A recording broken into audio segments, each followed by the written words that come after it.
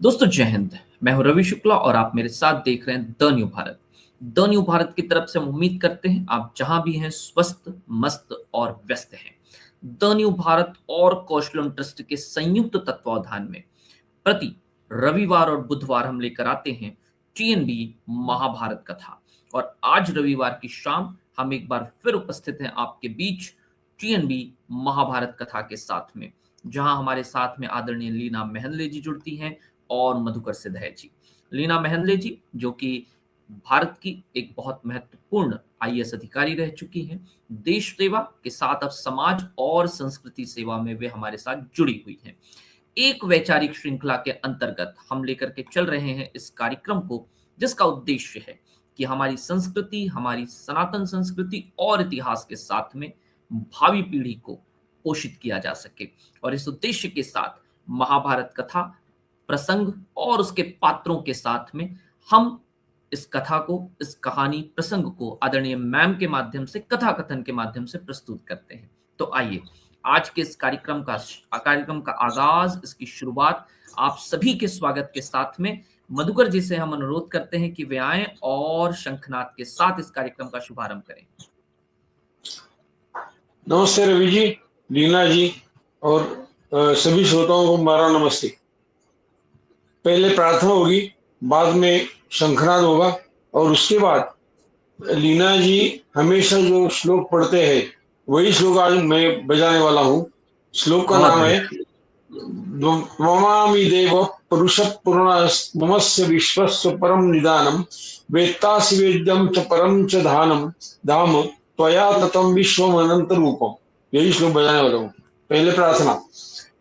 शंखादौ चंद्र दैवत्यम कुक्षो वरुण देवता पृष्ठे प्रजापतिश्चैव अग्रे गंगा सरस्वती त्रैलोक्ये यानि तीर्थानि वासुदेवस्य चाज्ञया शंखे तिष्ठन्ति विप्रेन्द्र तस्मात् शंख प्रपूजये मम पुरा सागरोत्पन्नो विष्णुनां विधृतकरे नमितः सर्वदेवैश्च पांचजन्य नमोस्तुते। ओम पांचजन्याय विद्महे पावमानाय धीमहि तन्नः शंख प्रचोदयात्। ओम शंखाय नमः।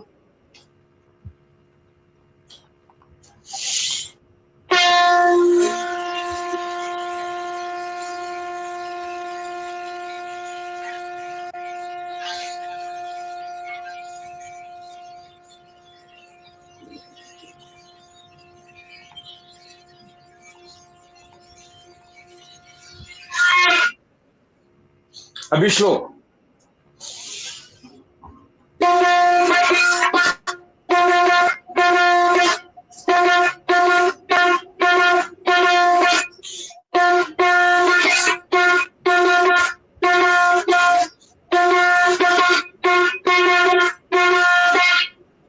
धन्यवाद।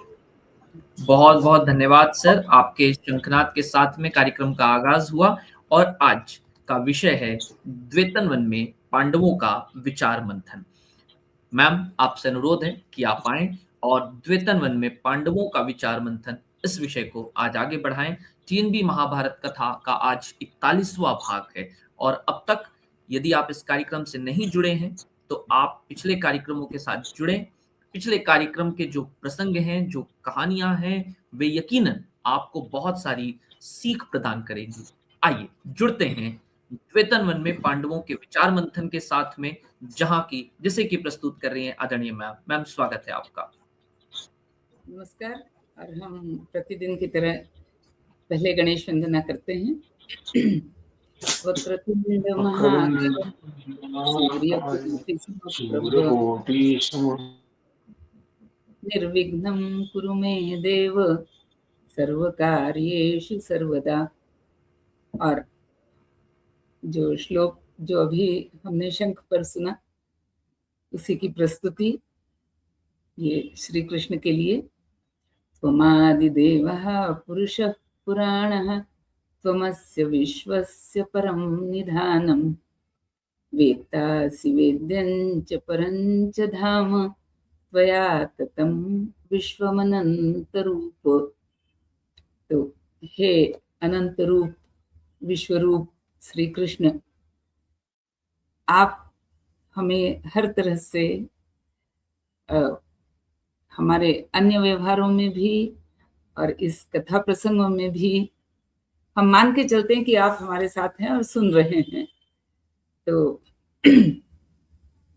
और मुझे विश्वास है कि जब हम इस पूरे महाभारत के कथाक्रम में जब हम भगवत गीता पर आएंगे तब हम इस श्लोक को और अधिक अच्छी तरह से व्याख्यायित करेंगे। आज हम चलते हैं कि अब पांडव निकले अपने घर से, अपने राज्य से, अपने हस्तिनापुर से, और पहले तो वन में आए। 2-3 दिन उनका वन में सारी जनता उनके साथ थी। बहुत बड़ी मात्रा में, बहुत बड़ी संख्या में उनके साथ सारे ब्राह्मण, अध्ययन करने वाले, अध्यापन करने वाले, ऐसे कई हजारों लोग उनके साथ थे। लेकिन फिर 2-3 दिन इस तरह से व्यतीत होने के बाद युधिष्ठिर ने सबको समझाया, और जितने सारे हस्तिनापुर के पुरजन थे जो उनके साथ आ गए थे, सबको युधिष्ठिर ने वापस लौटा दिया और ये कहा कि अब हम चूंकि वनवासी हैं तो हमें वनों में निरंतर भ्रमण करते रहना चाहिए, और इतना भ्रमण आपके लिए उचित नहीं होगा, तो आप लौट जाइए। इस तरह से समझा बुझा करके युधिष्ठिर ने जितने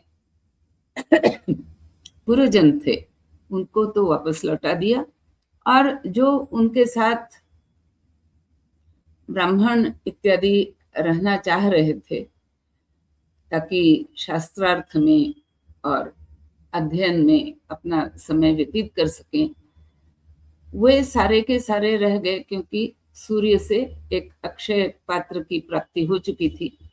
तो उनका रहना युधिष्ठिर के लिए या पांडवों के लिए कोई बोझा नहीं था। लेकिन उन्होंने कहा कि अब काम्यक वन से हम चलते हैं आगे द्वैत वन की ओर। तो इस प्रकार युधिष्ठिर ने अपने सभी भाइयों से भी पूछ लिया कि भाई आप बताओ कौन सा वन हमारे लिए अच्छा है। तो इस पर अर्जुन ने कहा कि वैसे तो आप सारे इन सारे जो ऋषि मुनि आपसे मिलने आते हैं उनके साथ आप चर्चा करते रहते हैं, तो आपको इस पूरे क्षेत्र के भूगोल का बहुत अच्छा ज्ञान प्राप्त हो चुका है। लेकिन फिर भी हमने जो उनकी सारी बातें सुनी तो मुझे लगता है कि हमें द्वैत वन में जाना चाहिए, आगे आप सोच करके बताओ। तो युधिष्ठिर कहता है कि हाँ, मुझे भी ऐसा लगता है कि हमें द्वैत वन में जाना चाहिए। तो तुम लोग एक काम करो, तुम लोग थोड़ा सा आगे निकलो और कोई अच्छा सरोवर जहाँ हो और जहाँ पर समतल भूमि हो, रहने लायक कुछ हो, तो वहां पर जहाँ हम कुटिया वगैरह बना करके रह सकें, या अगर कुटिया ना भी बनानी हो तो पेड़ों के नीचे भी रहना हो तो कम से कम बड़ी घनी छांव वाले पेड़ होने चाहिए। इस तरह से कुछ जगह अच्छी तरह से देख लो और फिर हम लोग वहाँ रहेंगे। इस प्रकार सारे लोगों के साथ युधिष्ठिर और पांडव और द्रौपदी, ये सारे लोग द्वैत वन में आ जाते हैं। जैसा कि मैंने पहले कहा कि जो इनके जो दूसरे पुत्र आदि थे या दूसरी जो पत्नियां थी हर एक पांडव की, वे सारी की सारी अपने अपने मैके चली गई। जो पुत्रवती थी जैसे सुभद्रा थी या और भी जो थी, वे अपने अपने बच्चों को भी साथ लेकर के गए। और इस प्रकार हम देखते हैं कि पांडवों के सारे बच्चे जो हैं वो सारे अपने अपने मामा के पास, अपने ननिहाल में उनकी परवरिश हुई। और पांडवों के साथ वन में कोई नहीं, केवल 5 पांडव और द्रौपदी। तो जब द्वैत वन में वो पहुंचते हैं तो अचानक कुछ ही मतलब अभी 2-3 ही दिन बीते हैं, लेकिन तभी उन्हें सूचना मिलती है कि स्वयं मार्कंडेय ऋषि जो हैं वे द्वैत वन में आ रहे हैं और आप लोगों से ही मिलने के लिए आ रहे हैं। इस तरह का समाचार सुनने को मिलता है। पांडव बड़े खुश होते हैं क्योंकि मार्कंडेय मुनि के बारे में उनका वर्णन है, चिरंजीवी हैं, और न केवल चिरंजीवी हैं बल्कि अनादिकाल से उनका जीवन चल रहा है। वो कितनी उनकी आयु है ये कोई नहीं बता सकता है। तो मार्कंडेय ऋषि आते हैं, सबके साथ बैठते हैं और पांडवों की तरफ देख करके मुस्कुराते रहते हैं। तो फिर युधिष्ठिर उनसे पूछता है कि बाकी यहाँ जो हमारे साथ जो भी बैठते हैं, चर्चा करते हैं, शास्त्रार्थ करते हैं, कहीं ना कहीं उनके मुख पर एक सूक्ष्म सी दुख की भावना झलकती है कि वो इस बात से दुखी हैं कि हमें वनवास मिला। लेकिन आपके सामने मैं देखता हूँ कि आप हमें देखकर बीच बीच में हमारी तरफ देखते हुए आप मुस्कुराते हैं, तो इसका क्या रहस्य? तो मार्कंडेय बताते हैं कि युधिष्ठिर, जब भी मैं तुम्हें अभी देख रहा हूं तो मुझे बारंबार स्मरण किसका हो रहा है? मुझे श्री राम का स्मरण हो रहा है। और उन्हें भी इसी तरह से 14 वर्ष का वनवास बिना किसी कारण, बिना किसी अपराध के, है ना, और उन्हें भी इसी प्रकार से 14 वर्ष का वनवास दिया गया, जो उन्होंने बिल्कुल हंसते हंसते स्वीकार किया। और मैं तुम्हारे विषय में भी मैं ये जानता हूँ कि ये जो सारी घटना घटी, द्यूत की घटना घटी, इसमें तुम्हारा कोई दोष नहीं था, लेकिन फिर भी वनवास का प्रसंग तुम्हारे ऊपर आया। तो मैं ये सोच के मुस्कुरा रहा हूँ कि जैसे उस वनवास के प्रसंग के बाद श्री राम का यश और कीर्ति बढ़ी, उसी तरह से तुम्हारे भी इस वनवास के बाद तुम्हारी यश और कीर्ति बढ़ने वाली है। ये देख करके मैं मुस्कुरा रहा हूँ। तो एक कितना, मतलब मैं समझती हूँ कितना बड़ा प्रोत्साहन दुर्योधन ये युधिष्ठिर को दिया गया मार्कंडेय ऋषि के द्वारा कि तुम्हारे इस वन में, तुम्हारे इस संकट काल में मैं आने वाले भविष्य के एक यश और कीर्ति के मान मैं देख रहा हूँ। तो इसी प्रकार जो भी ये एक दिखाता है, दर्शाता है कि जो भी ऋषि आए उन सबके मन में कहीं ना कहीं युधिष्ठिर के प्रति ये भावना थी कि ये इतना धर्म पर चलने वाला, सत्य पर चलने वाला, नीति पर चलने वाला और अपने प्रजा का सदैव हित करने वाला ये राजा, और इसके साथ इस प्रकार का छल नहीं होना चाहिए। फिर मार्कंडेय ऋषि जब निकल जाते हैं, चले जाते हैं, तो वहां पर एक और मुनि आते हैं, उनका नाम है दल्भपुत्र बक। ये उनका परिचय है, इसी प्रकार वो अपना परिचय देते हैं। और वे युधिष्ठिर को ये बताते हैं कि युधिष्ठिर, मैं मतलब तुमसे चर्चा करने के लिए कई लोग आते हैं, तो मैं भी इसी प्रकार तुमसे थोड़ी बहुत चर्चा करने के लिए आया हूँ।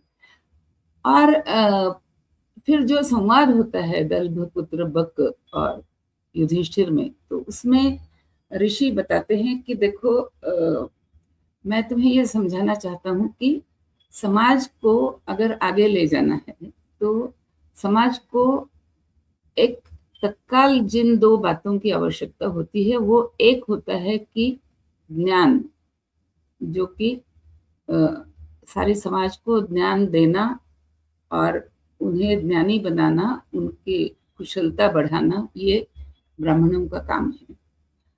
लेकिन उनकी सारे समाज की रक्षा करना ये क्षत्रियों का काम है। तो जब ये दोनों ही वर्ण अगर आपस में मिल करके काम करेंगे तो ब्राह्मण बताएगा क्षत्रिय को कि कैसे नीति पर चलना चाहिए, है ना, नीति छोड़कर अनीति की तरफ कभी नहीं जाए राजा, इसका ध्यान ब्राह्मण रखे। और जो भी पूरा समाज है, जो पढ़ाई लिखाई करने वाले विद्वान ब्राह्मण हैं और जो वैश्य वर्ग है जो कि व्यापार के माध्यम से सारे प्रजाजनों के भरण पोषण की व्यवस्था करता है, और जो कारीगर हैं जो अपनी कला से, अपने हस्त कौशल्य से, अपनी मेहनत से वे वस्तुओं का निर्माण करते हैं, और वे वस्तुएं फिर समाज के उपयोग में आती है। लेकिन इन सबों की रक्षा करने का दायित्व जो है वो क्षत्रिय पर है। तो मूलतः जो ब्राह्मण हैं और जो क्षत्रिय हैं उन्हें हर हालत में एकत्रित रह करके काम करना चाहिए ताकि पूरे समाज का रक्षण हो सके। और जहाँ तक वैश्य की बात है तो वो ऋषि समझाते हैं कि क्यों मैं कहता हूँ कि वैश्य जो है उस पर समाज के भरण पोषण का दायित्व है, ऐसा क्यों? तो ऋषि बताते हैं कि जो वैश्य वर्ग है वो क्या करता है कि जहाँ कहीं भी उत्पादन हो रहा है, चाहे वो कृषि में उत्पादन हो जो कि वैश्य वर्ग खुद करता है, या जो कारीगरों द्वारा निर्मित अन्य वस्तुओं का उत्पादन, लेकिन वैश्य समाज पर ये उत्तरदायित्व दिया गया है कई बातों का। और वे बातें क्या है? पहली तो जो भी उत्पादन हुआ है, चाहे वह अन्न का हो या वस्तुओं का हो, उनके यथा योग्य भंडारण की व्यवस्था करें, है ना, ताकि वो नष्ट ना हो। तो पहला काम है कि वो भंडारण करे। दूसरा काम है कि वो घूमता रहे ना, वापस लौटे अपने घर, लेकिन घूमता रहे, देशाटन करता रहे और जगह जगह जाकर के देखता रहे कि कहाँ पर खाद्य सामग्री हो, अन्न सामग्री हो या अन्य वस्तुएं हैं, इनकी आपूर्ति कहाँ कहाँ पर आवश्यक है, जहाँ लोग स्वयं दूर दूर तक चल करके उन वस्तुओं को लेने के लिए लंबी लंबी यात्राएं नहीं कर सकते हैं। तो ये वैश्य का धर्म है कि वहां जाकर के एक अपना केंद्र वहां पर चलाए, जहां पर वो अपने भंडार घर से निकाल करके उन वस्तुओं को वहां रखे, वहां पर आपूर्ति करे छोटे पैमाने पर, और उसे वहां पर समाज के लिए उपलब्ध कराए। शुल्क ले अवश्य, लेकिन उपलब्धि होनी चाहिए ताकि किसी की अकाल मृत्यु ना हो। ये एक बहुत बड़ा दायित्व। और तीसरा बताते हैं कि इस प्रकार जब वह वैश्य किसी जगह पर अपने आप को प्रस्थापित कर ले, तो फिर उसे ये चाहिए कि अपनी प्रस्थापित की हुई ये जो पूरी योजना है या आयोजन है, इसे अपने ही किसी जानकार और योग्य व्यक्ति के हाथ सौंप करके वो और आगे निकल जाए और आगे चल करके देखे कि और कहाँ पर इस प्रकार के आपूर्ति की आवश्यकता है। तो ये सारा कार्य जो है, इसीलिए वैश्य को भरण पोषण का काम दिया गया है कि ये देखना वैश्य का काम है कि वस्तुएं, सामग्री हर जगह पे व्यवस्थित रूप में पहुंच रही। लेकिन जब वो इस काम को करेगा तो रास्ते में उसके सम्मुख जो संकट होंगे, कोई उसे लूटना चाहेगा, कोई उसकी हत्या करना चाहेगा, तो ये इनकी रक्षा की पूरी जिम्मेवारी जो है वो राजा की। तो इस प्रकार चर्चा होती है। फिर जो बक ऋषि हैं वो भी निकल जाते हैं। फिर चर्चा होती है द्रौपदी और युधिष्ठिर के बीच। तो द्रौपदी कहती है कि जो आपको मैंने जिस तरह के राज वैभव में देखा है और जिस तरह से लोगों में भी आप प्रिय हैं वो भी देखा है, तो ऐसे राजा को यहाँ पर वनवास में रहना पड़े और पेड़ के नीचे सोना पड़े। और इस प्रकार द्रौपदी हर एक पांडव के गुणों का वर्णन करती है और कहती है कि ऐसे लोगों को इस प्रकार का वनवास क्यों सहना पड़ता है, और जबकि दुर्योधन जो है वो आपको दुखी करके वो खुश हो रहा है, वो सुखी हो रहा है। और द्रौपदी एक बड़ी अच्छी बात करती है कि जब हम सारे प्रस्थान कर रहे थे वन को, और मैं देख रही थी कि किन किन के नेत्रों में अश्रु हैं, तो वो कहती है कि 4 व्यक्तियों को छोड़ करके अन्य सभी के नेत्रों में अश्रु। और वे 4 व्यक्ति कौन है, वो तो नाम बताती है, दुर्योधन, कर्ण, शकुनी और दुशासन। और वो कहती है कि ये 4 आपको देख करके खुश हो रहे थे, हमारे कष्टों को देख करके, हमारे कष्टों का विचार करके खुश हो रहे थे। तो मुझे लगता है कि केवल एक इसी बात के लिए आपको ये उचित है कि आप उन पर चढ़ाई करें, उन पर आक्रमण करें, उन्हें पराजित करें और अपना राज्य जीतें। और यहाँ पर द्रौपदी जो है वो उसे बलि और बलि के दादा प्रहलाद का संवाद एक सुनाती है कि बलि एक बार पूछता है अपने दादाजी से, प्रहलाद से, कि क्षमा और तेज इन दोनों में श्रेष्ठ क्या है। तो प्रहलाद बोलते हैं कि बलि, तुमने शब्दों का चयन बड़ा अच्छा किया है। तुम जानना ये चाह रहे थे कि क्षमा और क्रोध, तो पहले मैं तुम्हें बताता हूँ कि क्षमा और क्रोध क्या है। तो क्षमा सदैव ही अच्छी है, अंततो गत्वा वही सबको शांति और दिलासा देती है, धैर्य देती है। और क्रोध जो है वह हमेशा ही किसी भी व्यक्ति को संकट में ही डालता है, क्योंकि उस क्रोध की बुद्धि के कारण मत्सर हो, ईर्ष्या हो, है ना, शत्रु बुद्धि हो, इस प्रकार की दुर्भावनाएं जो है वो मन में उत्पन्न होती।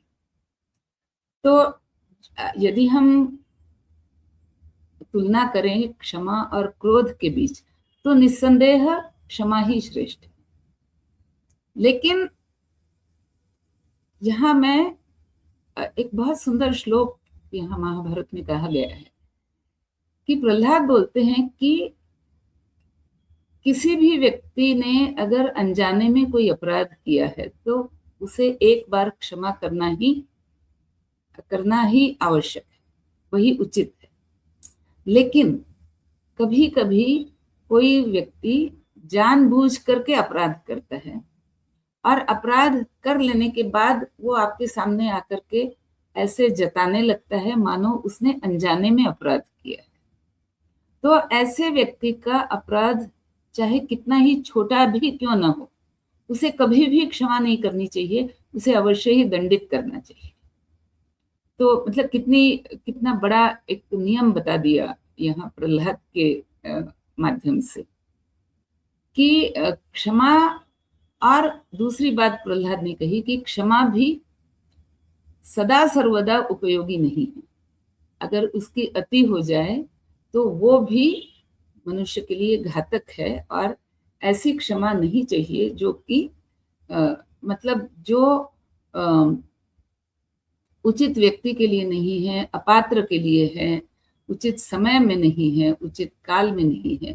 तो क्षमा का विचार भी, क्षमा श्रेष्ठ है, लेकिन क्षमा का विचार भी देश काल और परिस्थिति के अनुरूप ही होना चाहिए, अन्यथा वह क्षमा भी एक दुर्गुण बन जाती है। और तीसरी बात प्रहलाद ने कही कि तुमने जो प्रश्न पूछा था उसमें तुम्हारे शब्दों का चयन अलग था, तुमने क्रोध शब्द का प्रयोग नहीं किया, तुमने शब्द जो अपनाया वो था तेज। तो क्षमा भी श्रेष्ठ है और तेज भी श्रेष्ठ है। और हर मनुष्य को समय आने पर या तो अपनी क्षमाशीलता दिखानी चाहिए यदि सामने वाला योग्य और पात्र हो, लेकिन जब वो योग्य और पात्र नहीं हो तो किसी भी व्यक्ति को चाहिए कि वो अपना तेज प्रकट करे। तेज को छिपा करके हमेशा रखना उचित नहीं है, अपना तेज प्रकट करे और सामने वाले को ये समझाए, मतलब उसके पल्ले में ये बात भर दे कि अगर वो अपराध करता है तो उसे दंडित किया जाए, और इस बात के लिए वो अपना तेज प्रकट करे। तो द्रौपदी कहती है कि ये जो प्रहलाद और बलि की कथा मैंने आपको सुनाई, ये संवाद जो मैंने आपको बताया, ये मेरे घर में जब मैं बालिका थी और पिताजी के पास बैठी थी, और उस समय घर में जो लोग आए, अब द्रौपदी के मुंह से ये तो बालिका शब्द तो शायद ठीक नहीं लगता है, क्योंकि जब वो उसकी यज्ञ से उत्पत्ति हुई तो वो पूर्ण युवती के रूप में ही उसकी उत्पत्ति हुई है। लेकिन द्रौपदी का कहना है कि मैं पिता के पास बैठी थी तो वहां जो विद्वत चर्चा हो रही थी उसमें ये बलि और प्रहलाद का प्रसंग बताया गया। तो इस पर भीम भी कहता है कि भीम भी बहुत उत्तेजित हो करके, और वो कहता है कि मैं भी इस बात का समर्थन करता हूँ जो द्रौपदी कह रही है कि हमें दुर्योधन पे आक्रमण करना चाहिए। हमें ये जो 12 वर्ष का वनवास और 1 वर्ष का अज्ञातवास, ये जो द्यूत में जो कहा गया उसका पालन करना मुझे भी लगता है कि आवश्यक नहीं। तो तब और आप यदि मुझे अनुमति दें तो मैं गदा लेकर के निकलता हूँ और गदा के प्रहार से मैं दुर्योधन का वध करके ही वापस आपके पास लौटूंगा, ये आप मुझे अनुमति दें। तो युधिष्ठिर कहते हैं कि देखो, 2-3 बातें हैं जो तुम्हें स्मरण में रखनी पड़ेंगी। पहली बात ये कि जब दूसरी बार मुझे दोबारा वही जघन्य दूत खेलने के लिए कहा गया, और यहाँ पर युधिष्ठिर ने जघन्य शब्द का प्रयोग किया कि जब दोबारा मुझे वही जघन्य दूत खेलने के लिए कहा गया, और जब दुर्योधन ने कहा कि शर्त ये रहेगी कि 12 वर्ष का वनवास और 1 वर्ष का अज्ञातवास, जो हारा उसके लिए, अगर आप हारते हैं तो आप जाएंगे, अगर हम हारते हैं तो मैं भी अपने सारे 100 भाइयों के साथ और जितने हमारे हित चिंतक हैं, सगे संबंधी हैं, जो हमारा पक्षधर हैं, उन सभी के साथ हम भी इसी तरह का वनवास करेंगे। लेकिन ये सबको पता है कि वो हारने वाले नहीं, छल उनके पक्ष में है। लेकिन जब उसने ये प्रस्ताव रखा और मैंने जब तथास्तु कहा तो वो फिर प्रतिज्ञाबद्ध में हो गया, तो अब मैं उस प्रतिज्ञा से मैं वापस नहीं मुड़ूंगा। और तुम भी ये सोचो, ये विचार करो कि चूंकि मैं उस अपनी सत्य प्रतिज्ञा को निभा रहा हूं तो मेरी कीर्ति या मेरा यश बढ़ रहा है, जबकि दुर्योधन का यश नहीं बढ़ रहा। लोग ये कह रहे हैं कि इसे तो हमें सहना पड़ेगा। तो एक प्रकार से लोक भावना भी उसके विरुद्ध जा रही है। तो ठीक है, उसके विरुद्ध बढ़ती रहे। अगर हम 12 वर्ष का वनवास करते हैं तो उतने 12 वर्ष में तो लोक भावना दुर्योधन के विरुद्ध बहुत ही बढ़ेगी, जो हमारे हित के लिए। और तीसरी बात जो सबसे, युधिष्ठिर कहते हैं सबसे मुझे महत्वपूर्ण, वो ये है कि आज तुमने तो कह दिया कि मैं अकेले ही अपनी गदा लेकर के निकलता हूँ और दुर्योधन को मार करके ही मैं वापस आऊंगा, लेकिन तुम ये भूल रहे हो कि अगर तुम इस प्रकार का कोई मतलब पराक्रम करने की बात सोचो और बिना विचारे ना इस प्रकार अगर तुम निकल जाओ, तो तुम्हें ये स्मरण रखना पड़ेगा कि आज की स्थिति में जो भी हस्तिनापुर में जो महारथी हैं विराजमान, भीष्म हुए, द्रोण हुए और कृपाचार्य हुए, जो तीनों ही हमारे ये बड़े हैं, आचार्य हैं, ये तीनों आज दुर्योधन के पक्ष में। उस क्रीड़ा में जो लोग क्रीड़ा देखने के लिए आए थे, क्योंकि धृतराष्ट्र ने बहुत बड़ा क्रीड़ांगण बनवा दिया था ना, और क्रीड़ा उत्सव का नाम दिया था, तो उसमें जो क्रीड़ा में भाग लेने आए थे, जो उस क्रीड़ा का आनंद लेकर के गए हैं, वे सारे ही आज मन से दुर्योधन के पक्ष में। और जब हमने राजसूय यज्ञ किया और उस यज्ञ में कई राजाओं को हमने परास्त किया है, तो उसमें से कई राजा ऐसे होंगे जो ये सोचते होंगे कि अब हमारा मौका है, अब हमारा अवसर है। तो वे राजा भी आज युधिष्ठिर के पक्ष में ही, दुर्योधन के ही पक्ष में हैं। तो ऐसे में जब तक हम अपना सामर्थ्य ना बढ़ाएं, तब तक आक्रमण की बात सोचना व्यर्थ हो। और यहाँ पर युधिष्ठिर ये बात कहता है कि और वे सारे जो पराक्रमी सारे जन दुर्योधन के साथ आज खड़े हैं, उनमें भी जब मैं कर्ण की बात सोचता तो मुझे प्रतिपल ये बात समझ में आती है कि कर्ण निरर्थक ही, पर वो हम सभी से बहुत ही मत्सर भावना उसके मन में, ईर्ष्या अमर्ष उसके मन में, ये भले ही बिना कारण हो लेकिन है। और एक तरफ वो हमारे प्रति बहुत ही ईर्ष्यावान है और दूसरी तरफ वो बहुत भारी धनुर्धर है। और जब मैं उसके धनुर्धारी होने की, जो उसकी कुशलता है, जो उसका चापल्य है, चपलता है, धनुष पर बाण चलाने का जो उसका प्रचंड वेग है ना, जिस वेग से वो बाण छोड़ सकता है, और उसके पास दिव्य कवच और कुंडल हैं जिनके कारण वो बहुत जल्दी वो क्षतिग्रस्त भी नहीं हो सकता। तो ये सारे जब मैं उसके गुणों को देखता हूँ, मतलब उसके कौशल्य को देखता हूँ, युद्ध कौशल्य या धनुर्धारी कौशल्य को मैं देखता हूँ, तो मुझे रातों में नींद नहीं आती। तो मैंने पहले भी एक बार ये बात कही थी कि जहां तक अर्जुन का प्रश्न है, अर्जुन को अपने आप पर भरोसा है। जहां तक उसके गुरु का प्रश्न है, गुरु को अर्जुन पर भरोसा है, कृष्ण को अर्जुन पर भरोसा है, भीम और बाकी भाइयों को अर्जुन पर भरोसा है। 2 व्यक्ति संसार में ऐसे हैं जो कि अर्जुन के बहुत ही निकट संबंधी हैं, लेकिन उन्हें यह शंका है, और कई बार ये आशंका प्रेम के कारण होती है कि मेरे प्रिय व्यक्ति का कोई बुरा ना हो जाए, कोई क्षति ना हो जाए। तो अर्जुन के लिए इस प्रकार की भावना मन में रखने वाले 2 लोग हैं।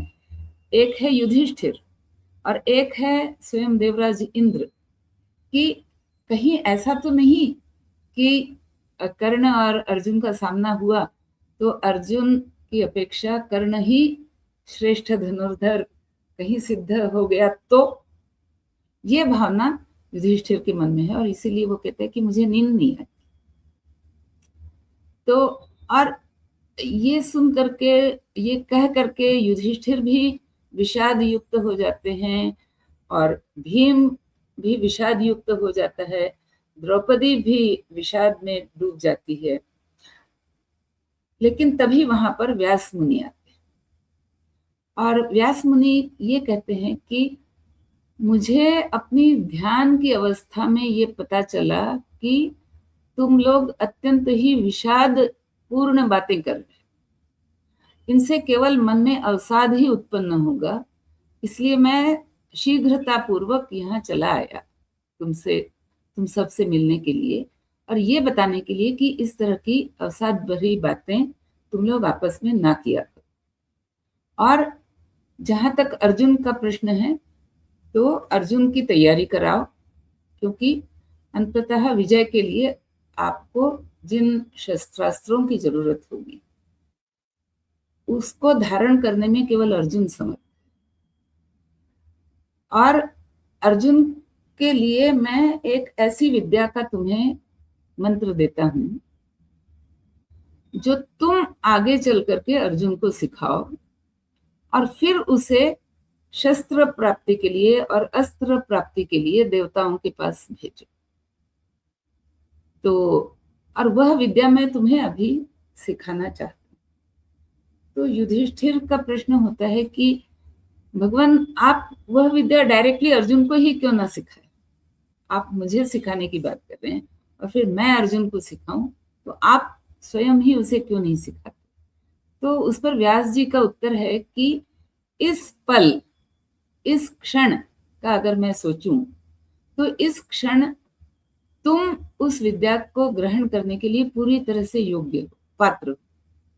और ये तुम्हारी विशेषता है कि मैं कभी भी उपस्थित हो जाऊं और कहूं कि युधिष्ठिर एक विद्या मैं ग्रहण करवाना चाहता हूं, तो तुम उसके लिए सदैव योग्य हो, तैयार हो। लेकिन अर्जुन, इस क्षण अर्जुन तैयार नहीं और मुझे आगे जाना है, तो तुम यह विद्या ग्रहण करो और थोड़ी प्रतीक्षा करो, अर्जुन को समझाओ कि इस विद्या की योग्यता के लिए उसे क्या करना होगा, और जब वह उसके योग्य हो जाए तो तुम यह विद्या उसको उपदेश के माध्यम से उसको प्रदान करो और फिर उसे कहो कि वह तैयारी करे और देवताओं के पास जा करके उनसे शस्त्र अस्त्रों की मांग करे, क्योंकि वे तुम्हें युद्ध के लिए आवश्यक हैं। तो इस प्रकार व्यास जी जो हैं वे युधिष्ठिर को एक नई विद्या सिखाते हैं, जिस विद्या का नाम है प्रतिस्मृति विद्या। तो ये प्रतिस्मृति विद्या ये है कि जब अर्जुन किसी भी अस्त्र का प्रयोग करना चाहेगा तो उस अस्त्र के मंत्र उसे स्मरण में तत्काल उसकी स्मृति में आनी चाहिए। वो अगर भूल गया तो फिर वो अस्त्र नहीं चला पाएगा। इसके लिए बहुत अधिक अभ्यास की आवश्यकता है, पर अभ्यास के साथ साथ अगर ये विद्या अर्जुन के पास है तो फिर वो मंत्र भूलने की संभावना कम हो जाती है। इस प्रकार की एक प्रतिस्मृति विद्या जो कि व्यास जी ने युधिष्ठिर को दी और फिर युधिष्ठिर से अर्जुन ने उसे प्राप्त किया।